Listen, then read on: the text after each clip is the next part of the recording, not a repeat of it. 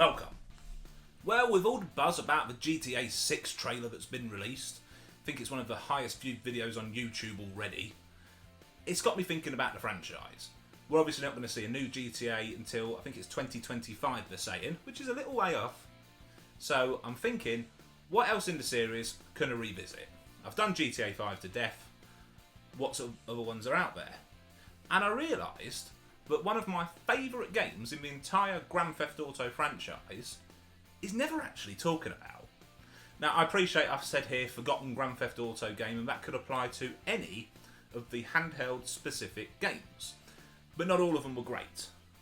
This one, however, is fantastic. Grand Theft Auto Chinatown Wars. It was released originally in 2009, and it was on the DS in March of that year.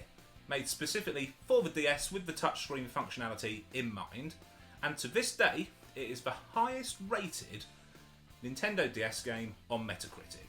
Then in the October of 2009 they also released it to the PlayStation Portable, the PSP. However, the reason I'm talking about it now is because it is more accessible than ever. If you don't have a Nintendo DS or a PSP, you can still play this game, I guarantee it. Because it's on mobile. It's on iOS and Android. You get half an hour free demo, and then after that I think it's $4.99 to download it and have the full game on your phone, iPad, tablet, whatever your preference is. I'm going to start off by showing you the game on the Nintendo DS and on the PlayStation Portable, so if you do have either or device and you want to decide which one is the best to choose from, might help you with that decision. I'll declare my bias up front. I like the PSP, but I'm a bit of a PSP nut. It's one of my favourite handhelds ever. You decide for yourself, and then after that, I'll show you some proper gameplay. I'll tell you exactly why you should play this game. To the table. Okay, so this is the DS version. So as you can see, it's a cel shaded art style.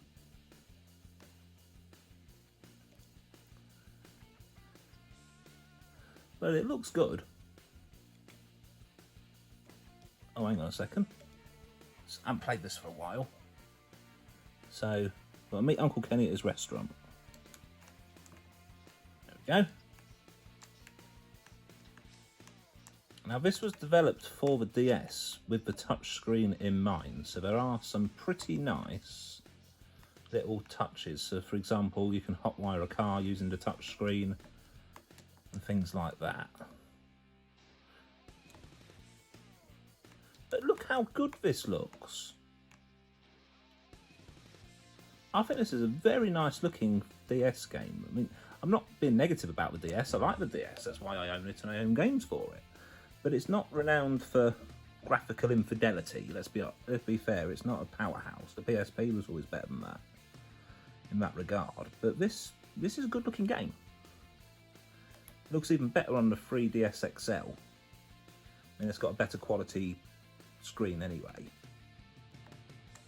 But on the good old DS Lite, one of the most robust mini handheld consoles you will ever find, battery that lasts for ages, rivals a Nokia 3310 for battery life, this does. Yeah, I don't think you can do badly for this at all. It's a decent length of game as well.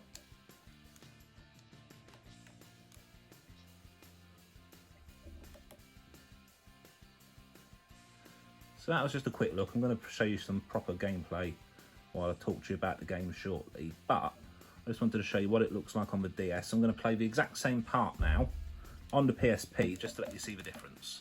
I love the PSP. It's a console I've played many, many hours on, and shall no doubt continue to do so. I never actually had one back in the day, but a few years ago, before I started this channel, I did have a Vita, and I sold it, truthfully, partly because I needed some money at the time, and with what I had left, I bought a PSP, and I've never looked back. I do consider it to be the superior console. Okay, the Vita was more powerful, this, that and the other, but this This has got the games on it. As I've quite often said, doesn't matter how good a console is if it hasn't got the games you want to play. And you just look at that. That is a really good, crisp picture. It's not so much of a cel-shaded art style as much as it is just good. I just remembered the volume button on this particular console is broken, so I'm sorry if this is a bit loud, but I'm sure we'll get past it. I do like the fact it's got the thumbstick as well. That's a lot nicer than just using a D-pad. I suppose it is slightly cel-shaded, but it's nowhere near as much as the DS. The cutscenes are all the same as on the DS completely. As I said, I apologise for the volume being a bit too loud on this, but I simply can't turn it down because the button's broken. I've got a few PSP consoles, but this is the one that's got Chinatown built into it. So clearly this is the one I've got to use for this particular purpose. Yeah, and just look at that. Absolutely beautiful. So if you're going to choose between the two, I hope that's helped show you a little bit of the difference. It is only really graphical fidelity, and whereas on the DS, of course, you've got the touchscreen, this you haven't. So they substitute it for buttons, like at the beginning bit, instead of touching the glass, you had to use this to start the car, rather than using a touchscreen to move the screwdriver to the ignition barrel, you just use the buttons instead. It works well. For the rest of this video, I'm going to be showing you footage from the iOS version of this game. I hope that's okay. It's just easier for me to capture, and it will mean a better quality of footage for you to view as you're watching the video. The iOS version, which, as I've already said, nice and easy to access, probably the easiest to access for some of you watching, is the PSP version, because that came with some extra missions and some extra radio stations, and you can also actually use your iTunes library to listen to music in the game, I believe. But it has got parts from the DS version in there as well, because obviously you've got touchscreen functionality on your phones and your tablets. So the setting is Liberty City, not an unfamiliar location to Grand Theft Auto fans. You are playing as a member of the triad called Huang Li. He's a newcomer to the city. He's come to recover a sword that his late father gave him after it was stolen. And along the way he gets mixed up in a triad power struggle, which is a good job really, otherwise it might not be a very interesting game. But it is, it's great. In fact, the Grand Theft Auto games are sometimes overlooked on the stories because you focus on the gameplay and all the little things you can do in the open world. But the stories are really good, and this is no exception, so it's worth playing through for that alone. Now, it is top down. If you're familiar with the early games, 1 and 2 on the PS1, well, it looks better than that, but it's that style. If you're not familiar with top-down, then I would still encourage you to at least play the free demo on iOS, because it's a real good fun time. It's far superior to the early games graphics on the PS1, and it's even better than on the Game Boy Advance and on the Game Boy Color, as you'd expect, because time moves on and so does technology. It's a cel-shaded style in all the cutscenes. It's more heavily cel-shaded on the DS version than it is on the PSP. I assume that's something to do with the PSP being slightly more powerful, but I'm not 100% sure. But either way, they both look absolutely brilliant. As I've already said, this is the highest rated game on the Nintendo DS of all time. The PSP version was also widely critically acclaimed. As with any Grand Theft Auto game, you have to have a little bit of controversy.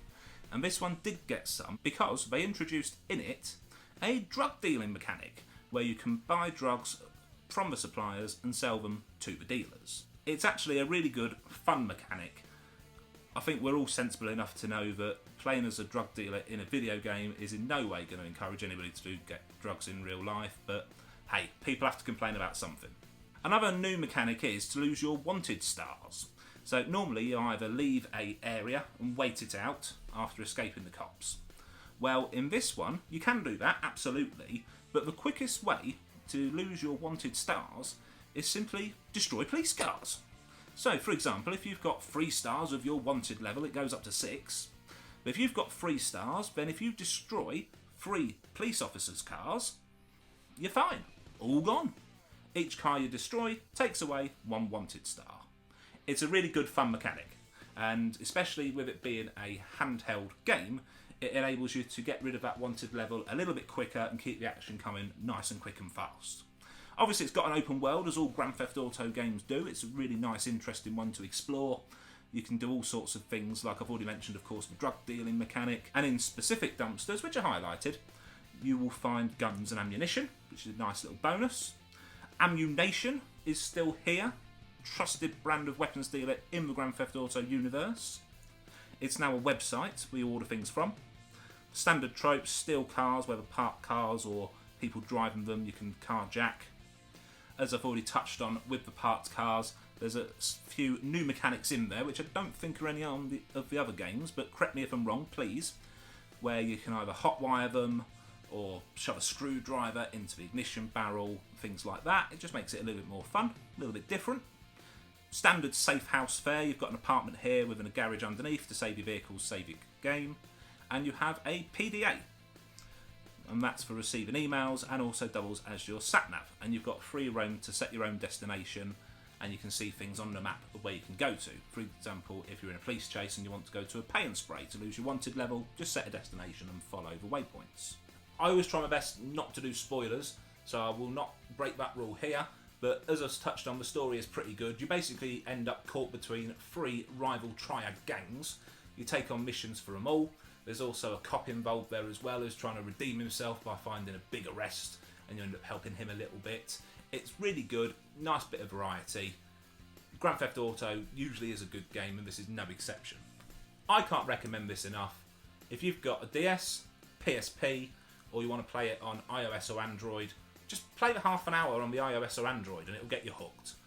I love this game. It's a shame nobody ever talks about it anymore. I'm hoping to buck that trend. I hope you agree as well. If you've enjoyed my video and you want to press like or subscribe, I'll be forever grateful. If not, I'm just grateful for your watching. I hope you've enjoyed this video. I hope I've encouraged you to give this fantastic, forgotten Grand Theft Auto game a go. And until next time, I'll see you soon. Ta-da!